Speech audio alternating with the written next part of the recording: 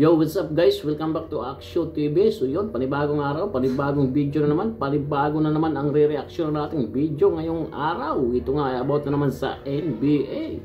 Lakers versus Phoenix Suns na naman. LeBron James versus Durant na naman to guys. So yun guys, hingin ko lang sana yung kunting tulong na lang. Paki-subscribe na lang sana nitong channel ko na to, Aksyo TV guys. So yun, maraming salamat. At papasalamatan ko lang nga pala yung mga nagsusubscribe sa channel ko at mga nanonood. Maraming salamat po sa inyo.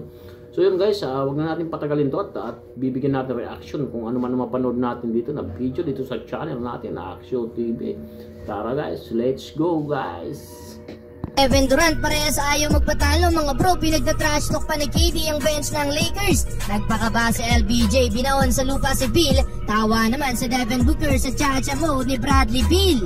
Unang game ng LA Lakers sa in-season tournament kaharap ang Phoenix Suns na may Kevin Durant at Bradley Beal. Good news dahil nagbabalik lineup agad si Anthony Davis, kaso ang bad news mga bro, mukhang si LeBron naman ang tinamaan ng injury. Under 5 minutes ng first quarter sa bangga nila ni KD, may inindang sakit sa may tuhod etong si LBJ. Paika-ika pa kung maglakad mga bro, hindi magandang balita yan para sa Lakers. Hindi na din pinabalik pa ng inilabas after ng play na yan si LeBron. Naghahabol pa ng 9 points ang Lakers sa opening quarter, 34-25. Take over si KD, 14 points. Binaliwala lang ang tatlong depensa ng Lakers mga bro, 9 points para kay Bradley Beal. Sa LA, 10 points si D'Lo at 2 points lang si Anthony Davis. Second quarter, may good news dahil balik court si LeBron. Kaso ang problema, mas lumaki pa ang lead ng Phoenix. Tinamaan pa sa mukha itong si LeBron, though pasok pa din ang reverse layup. Under 7 minutes, 14 na ang hinahabol dyan ng Lakers. Kahit may tama na ang tuhod mga bro, si LeBron pa din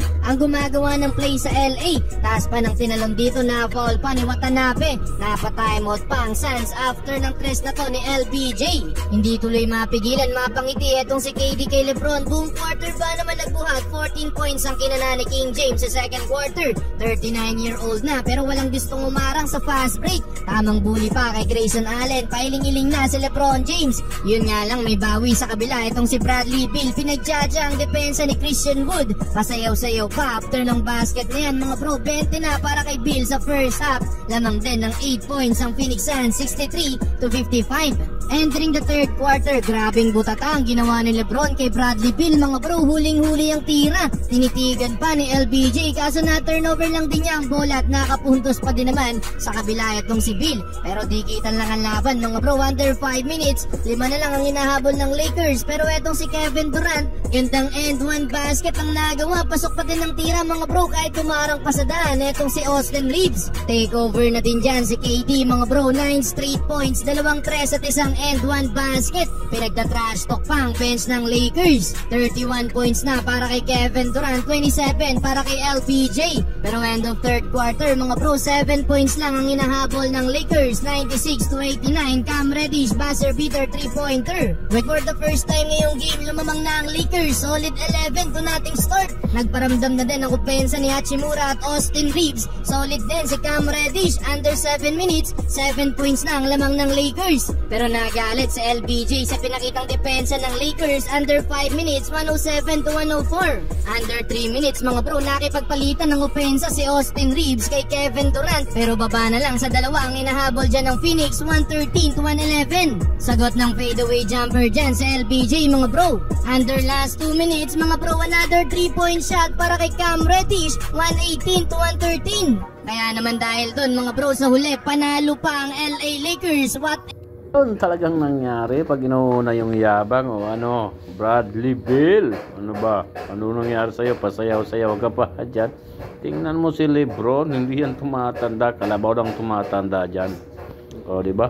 Si LeBron ang nagdadala ng laro dyan. O, diba? O, asan? Si Kevin Durant, napagod na yan. O, asan na kayo? O, Lakers pa rin magwawagi. O, ano? Ha?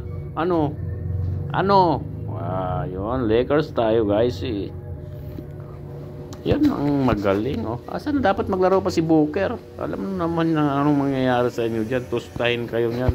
So yun nga nangyari guys. Bali tinusta nga ng Lakers ang Phoenix Suns. Ang yabang-yabang pa ni Bradley Beal.